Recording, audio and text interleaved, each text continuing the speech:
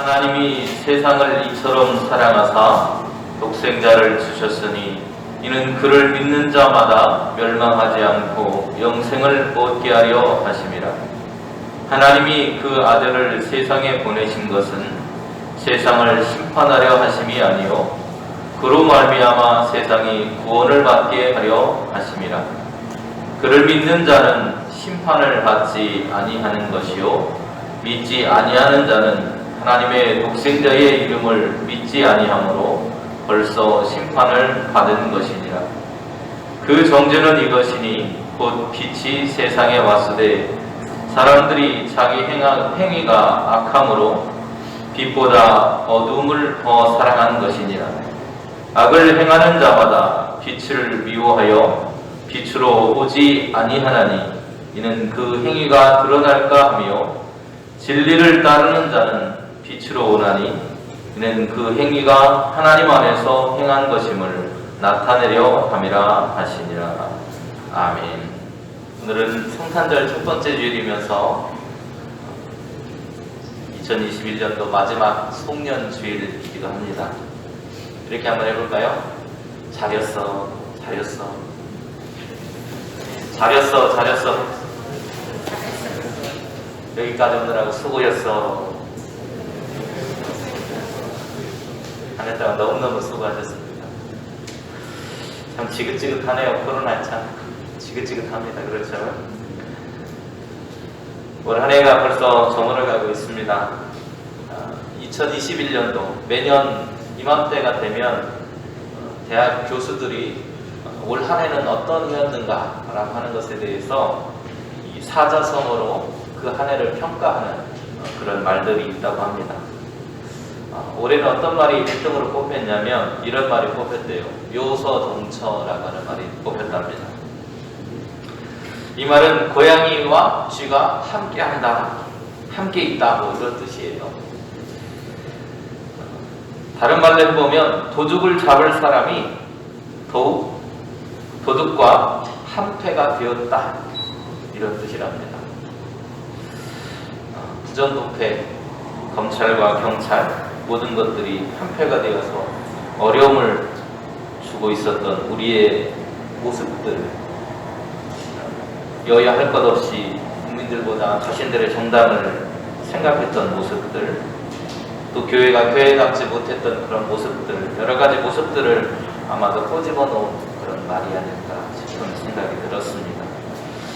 근데 저는 이 말도 제 눈에 들어왔지만 그 밑에 두 번째로 교수들이 뽑은 말도 마음에 와 닿았습니다. 그 말은 무슨 말이냐면 인곤마핍이라고 하는 말이었습니다. 인곤마핍이라는 말은 사람과 말이 모두 지쳐서 피곤하다. 거의 2년 넘게 코로나라고 하는 어려운 상황들이 있다 보니까 모두가 지쳐있는 그런 모습들인 것 같습니다. 이 인곤마핍이라고 하는 말은 원래 중국 고전인 삼국지라고 하는 그런 책에서 유래된 말인데요. 유비는 초계 황제였습니다. 그리고 그 주변에는 위, 오 이런 나라들이 강대국으로 있었습니다. 이 삼국지의 주인공이 바로 유비인데 주인공이긴 한데 힘이 제일 약한 나라가 유비의 촉이라고 하는 나라였습니다. 그래서 조조라고 하는 사람의 나라인 위에게 늘 상대가 되지 않아서 늘 그들의 두려워하면서 살았다고 합니다. 그리고 중원장악에 실패해서 외곽에서 밀려난 이 촉이라고 하는 나라는 전쟁을 피해서 늘 피난길에 오르곤 했다고 합니다. 그래서 유비가 그 피난길을 가다가 이런 말을 했다고요. 날마다 도망치다 보니 사람, 말 모두 지치고 기진맥진하다. 그래서 그 말에서 인곤마핍이라고 하는 말이 왔다고 합니다. 오늘 우리의 모습이 아닌가 싶어요. 언제 끝날지도 모르는 이 기나긴 코로나19를 겪고 있는 우리의 삶의 모습 속에서 사람들이 어려움과 피곤함을 동시에 느끼는 그 상황을 잘 묘사해 주었다고 생각이 들었습니다. 이런 시대에 오늘 우리에게 필요한 것이 무엇일까? 그것은 바로 사랑과 위로가 아닐까 싶습니다. 그런데 오늘 성경은 우리에게 사랑을 주기 위해서 오신 분이 있다, 우리를 위로해 주기 위해 오신 분이 있다고 이야기합니다. 그런데 그분이 오신 그 모습 자체를 성경은 뭐라고 표현하냐? 이렇게 표현해요. 하나님께서 가장 크게 사랑하신 것이다. 하나님의 사랑이 바로 주님께서 우리에게 오신 것이다 라고 말하고 있습니다. 그 사랑은 아낌없이 주는 사랑입니다. 로마서에 보면 바울은 이렇게 말하고 있습니다. 8장 31절과 32절에서 그런즉 이 일에 대하여 우리가 무슨 말 하리요? 만일 하나님이 우리를 위하시면 누가 우리를 대적하리요? 자기 아들을 아끼지 아니하시고 우리 모든 사람을 위하여 내주시니가 어찌 그 아들과 함께 모든 것을 우리에게 주시지 아니하겠느냐.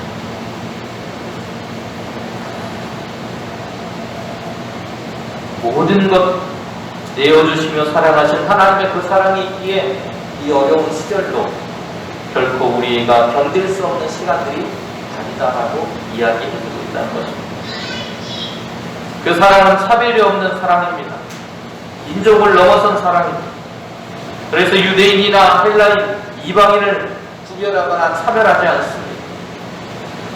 요한은 하나님의 세상을 사랑하였다고 말합니다. 이 세상에는 자연에 대한 사랑까지도 포함되어져 있습니다. 인간의 죄로 인해서 신음하는 온 세상을 향해서 하나님은 사랑으로 오셨다고 말하고 있습니다. 인간의 탐욕은 관계를 파괴하는 힘을 가지고 있습니다. 창세기 이야기를 보면 하와의 선악과로 대변되는 인간의 탐욕은요, 하나님과의 관계를 단절시켜 버렸습니다. 그 단절로 인해서 인간은 하나님이 만드신 아름다운 창조세계 낙원으로부터 추방을 당하였습니다. 하나님과의 단절뿐만 아니라 자연과의 단절도 이루어졌습니다. 가시가, 엉겅퀴가 온 땅에 가득했다고 성경은 이야기합니다. 또 사람과 사람의 관계도 모두 무너져 내립니다. 가인이 아벨을 죽이는 상황이 벌어졌습니다. 이러한 모습으로 죽어가는 인간의 모습을 보시면서 하나님은 그 아들을 우리에게 주셨다는 것입니다.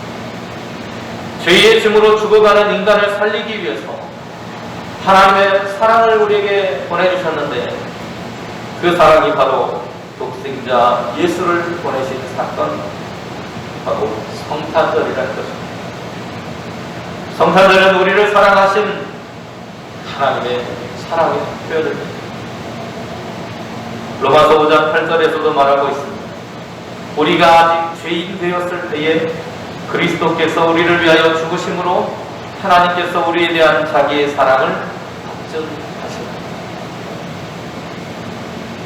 우리가 예쁘고 아름다워서가 아니라 죄인된 그 모습 그대로를 하나님은 사랑해 주셨다는 것입니다.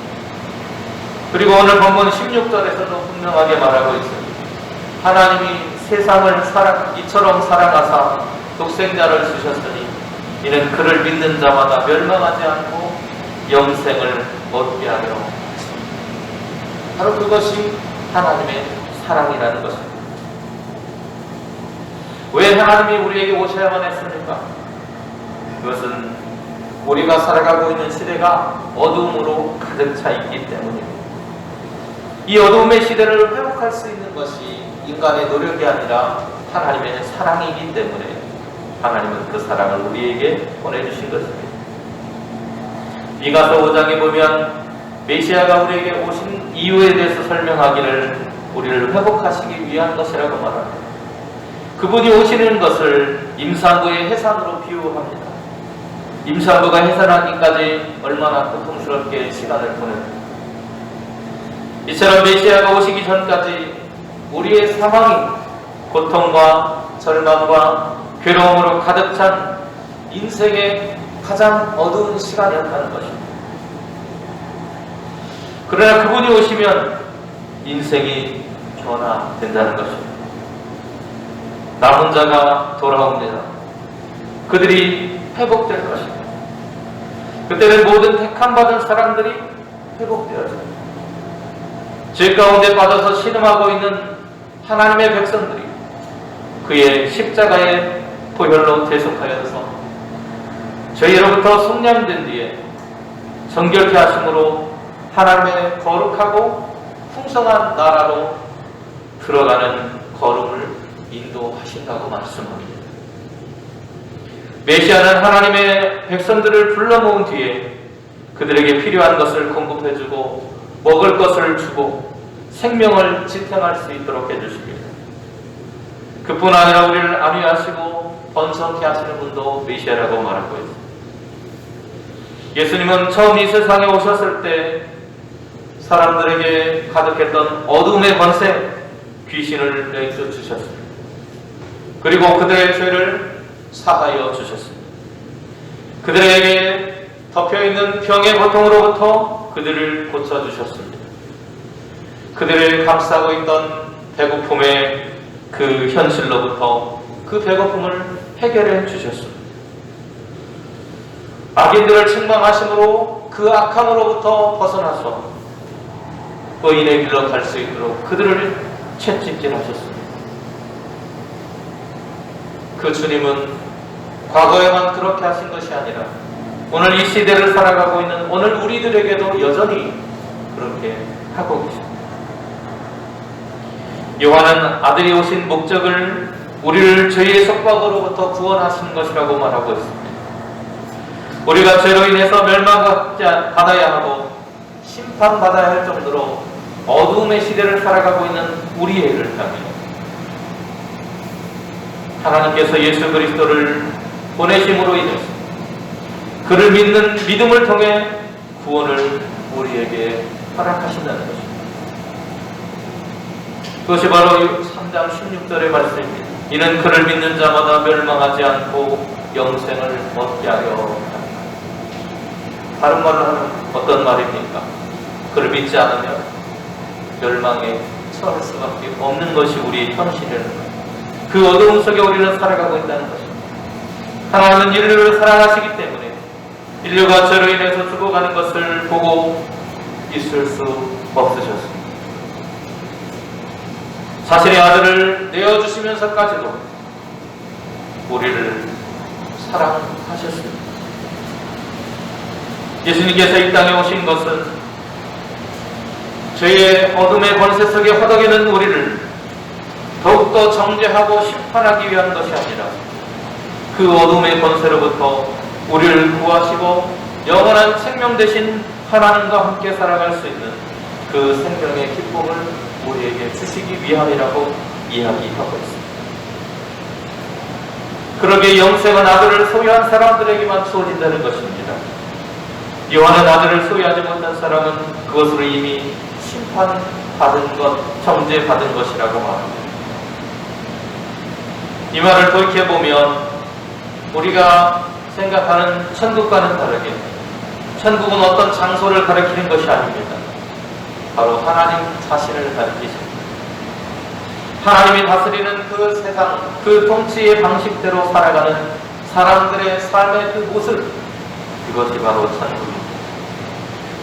그 하나님의 다스림 속에 들어가기 위해서는 아들을 믿는 믿음이 우리에게 필요합니다. 죄인된 모습으로 어두움에 속한 우리의 모습으로는 영원한 생명 대신 그 생명 대신 하나님과 만족할 수 없기 때문입니다. 그 아들을 통해서 우리는 영생을 소유할 수 있습니다. 요한복음 5장 24절은 우리에게 이렇게 말하고 있습니다. 내가 진실로 진실로 너희에게 이르노니 내 말을 듣고 또 나 보내신 이를 믿는 자는 영생을 얻었고 심판에 이르지 아니하나니 사망에서 생명으로 옮겨집니다. 오늘 저와 여러분이 이 은혜 가운데 살아가고 있는 줄로 믿습니다. 예수님을 보내신 이유, 아들이 오신 목적은 하나님의 선하신 뜻을 우리의 삶 속에 이루시기 위한 것입니다. 그 선하신 뜻이란 어두움의 시대에 살아가고 있는 우리를 구원하시기 위한 하나님의 은총입니다. 요한복음 6장 38절로 39절은 이렇게 우리에게 말하고 있습니다. 내가 하늘에서 내려온 것은 내 뜻을 행하려 함이 아니요 나를 보내신 이의 뜻을 행하려 함이니라. 나를 보내신 이의 뜻은 내게 주신 자 중에 내가 하나도 잃어버리지 아니하고 마지막 날에 다시 살리는 이것이니라. 아멘. 그 뜻은 창세전에 우리를 향해서 세워져 있습니다. 바울은 에베소 교회에 보내는 편지에서 이렇게 말합니다. 곧 창세전에 그리스도 안에서 우리를 택하사 우리로 사랑 안에서 그 앞에 거룩하고 흠이 없게 하시려고 그 기쁘신 뜻대로 우리를 예정하사 예수 그리스도로 말미암아 자기의 아들들이 되게 하셨다고 말씀합니다. 구원받고 하나님의 백성이 되게 하는 것이 하나님의 계획이요 이 어둠의 세상에서부터 우리를 건져주시는 것이 하나님의 뜻이라고 하는 것을 늘 기억하시기 바랍니다. 그 뜻을 이루시기 위해서 하나님은 독생하신 아들 예수 그리스도를 낳고 천한 이 세상에 인간의 형상을 입고 보내셨다는 사실입니다. 우리의 현실을 외면하신 것이 아니라 우리의 현실 속으로 하나님께서 그 높은 보좌를 버리시고 내려오셨다는 것을 기억하며 살아가시기를 간절히 소원합니다. 그러기에 우리에 오신 그분은 우리에게 생명의 빛이 되십니다. 빛은 생명을 유지하고 살리는 역할을 하지요. 그 어둠을 밝히는 역할을 해줍니다. 예수님께서 그 생명의 빛으로 이 땅에 오셨습니다. 그런데 문제는 뭡니까? 세상은 그 빛을 볼 수 없다고 선언하고 있습니다. 죄로 인해서 그들의 눈이 어두워졌기 때문이라는 것입니다. 미래적인 심판을 두려워하고 있습니다. 그러나 우리가 기억해야 할 것은 하나님을 알지 못하는 것, 우리가 믿지 못하는 것 그 자체가 이미 우리는 큰 형벌 속에 있다라고 하는 것입니다. 생명의 하나님을 떠난 바로 그 자체가 이미 심판의 자리라는 것입니다. 그들은 왜 이렇게 어둠을 향해서 가는 것입니까? 그들은 자신들의 죄가 드러날까 두려워서 어둠 속에 숨고 있는 것이라고 말합니다. 그러나 감춤으로 우리의 문제가 해결되지 않는다는 것입니다. 주님 앞에 서게 되면 우리의 삶의 모든 것이 낱낱이 드러나게 됩니다. 오히려 우리의 죄를 자백하고 주님 앞에 나아가야 합니다. 잠언 28장 13절은 우리에게 이렇게 말해주고 있습니다. 자기의 죄를 숨기는 자는 형통하지 못하나 죄를 자복하고 버리는 자는 불쌍히 여김을 받을 것이라고 합니다. 예수님은 사랑의 빛, 생명의 빛으로 세상에 오셨습니다. 예수님께서 또 말씀하여 이르시되 나는 세상의 빛이니 나를 따르는 자는 어둠에 다니지 아니하고 생명의 빛을 얻으리라. 아멘. 독생자를 믿는 사람들, 어둠 속에 살아가는 이들의 정죄는 독생자를 믿지 않는 이들, 바로 어둠 속에 살아가는 이들의 정죄는 곧 빛이 세상에 왔을 때 사람들이 자기 스스로가 자기 행위가 악하다는 것을 알고 빛보다는 어둠을 더 사랑해서 살아간다는 것입니다. 악을 행하는 자마다 빛을 미워하고 빛으로 오지 아니하나니 이는 그 행위가 드러날까 합니다. 어둠의 삶 속에 익숙해 있고 인생은 악행을 행하며 살아가기에 빛이신 예수님을 바라볼 수 없었다는 것입니다. 그를 맞아들일 수 없었습니다. 그러기에 그들은 여전히 어둠 가운데 살아가고 있습니다. 이러한 어둠 속에 살아가는 이들을 빛으로 인도하기 위해 하나님께서 보내신 아들 예수의 탄생을 기억하고 기념하는 것, 그 하나님의 사랑을 나타내는 것, 그것이 성탄의 진정한 의미인 것입니다. 요한일서 4장 10절과 11절은 이렇게 우리에게 말합니다. 사랑은 여기 있으니 우리가 하나님을 사랑하는 것이 아니요 하나님이 우리를 사랑하사 우리 죄를 속하기 위하여 화목제물로 그 아들을 보내셨다고 말씀하고 있습니다. 빛이신 주님 앞에 나아갈 때 우리는 생명의 빛을 얻을 수 있습니다. 그리고 깨끗해질 수 있습니다. 주님 앞에 나아갈 때 구원은 우리에게 주어집니다. 오늘 그 구원을 소망하는 사람으로 더욱더 주님 앞에 나아가며 그 빛을 이웃과 함께 나눌 수 있는 저와 여러분이 될 수 있기를 간절히 소망합니다. 요한일서 1장 7절에서 이렇게 말하고 있습니다.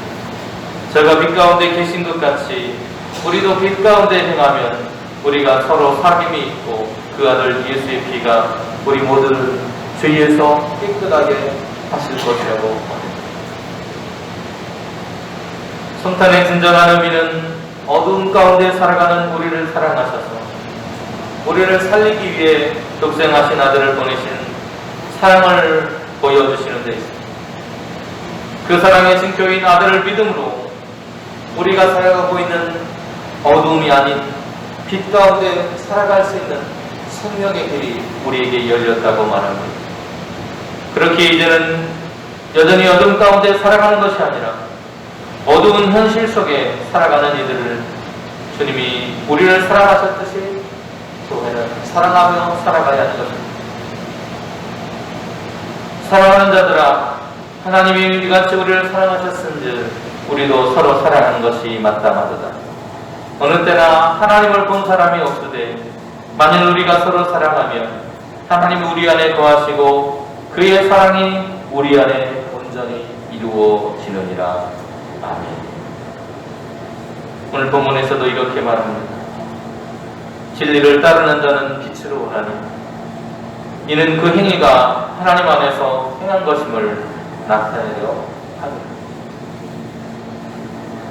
우리는 세상을 욕하고 비난하는 자리가 되어서는 안 됩니다. 그들의 어두운 면을 그리스도의 사랑으로 회복하실 것을 기도해주고 우리의 삶으로부터 우리에게 스스로가 먼저 변화되고 회복되기 위해 노력하는 교회 공동체가 될 수 있기를 소망합니다. 올 한해 참으로 어려운 시절을 우리가 보냈지만 우리에겐 여전히 소망이 있음을 기억하며 살아갈 수 있기를 간절히 소망합니다. 우리에게 사랑으로 빛으로 오신 예수 그리스도, 그분의 그 사랑과 그 빛을 받은 교회로서 우리는 이웃을 사랑하는 것을 더욱더 실천하는 교회로, 또 세상에 빛을 비추며 그들이 어둠 가운데 살아가지 않도록 그들을 격려하고 독려하는 공동체로서 살아가는 우리 용산교회가 될 수 있기를 간절히 소망합니다. 이대로우신 하나님, 올 한해도 참으로 힘겨운 시간들 저희가 보내고 있습니다. 이제 며칠 남지 않았습니다. 끝까지 잘 견디고 인내할 수 있도록 우리를 인도하여 주시옵소서. 공의가 사라져버린 이 시대에 하나님의 공의를 실천하는 교회, 사랑이 사라져가는 이 시대에 손가락질 당하는 교회가 아니라 사랑을 실천하는 교회로 거듭나는 교회들이 될 수 있도록 하나님 은혜를 베풀어 주시옵소서. 우리에게 사랑으로 오신 예수 그리스도, 빛으로 오신 예수 그리스도를 닮아가는 교회로서 하나님의 영광을 드러낼 수 있도록 우리를 새롭게 하여 주시옵소서. 예수님의 이름으로 기도드립니다. 아멘.